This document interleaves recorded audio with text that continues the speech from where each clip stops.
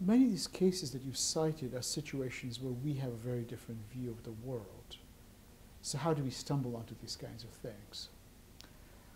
I will argue we stumble onto them to some degree. I mean, the stumbling is, of course, helped by the fact that we've been reading things in financials about industries across different countries for a couple of decades already.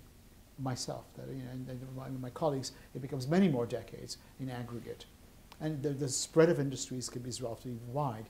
Because to do this, you have absolutely got to be intellectually flexible. Both in terms of being willing to understand different industries, different industry dynamics, the world in which they operate, be it macro, regulatory, organizational, governance-wise, a whole bunch of variables that impact individual companies and industries. Plus, you've got to be willing to jump geographies, and we do that over the years. So there's a tremendous amount of accumulated experience. What sorts of things sort of pique our interest? Well, the obvious thing is probably disasters. The very obvious thing is disasters. Be it at the level of a company, be it at the level of an industry, be it across a number of geographies, collection of industries that are affected by common factors or diverse factors. But disasters are one characteristic that attract us. Sometimes the game is a bit more subtle in that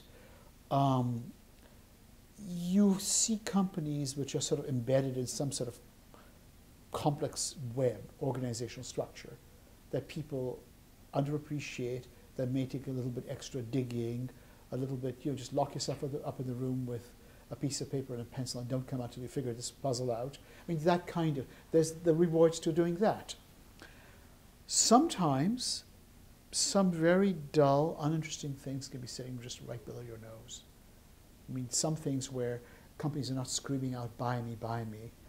That's often where sometimes boring, dull things that people don't appreciate can be a very interesting source of value, where change does not happen, has not happened, but looks, for whatever reason in our minds, as a possible locus of change.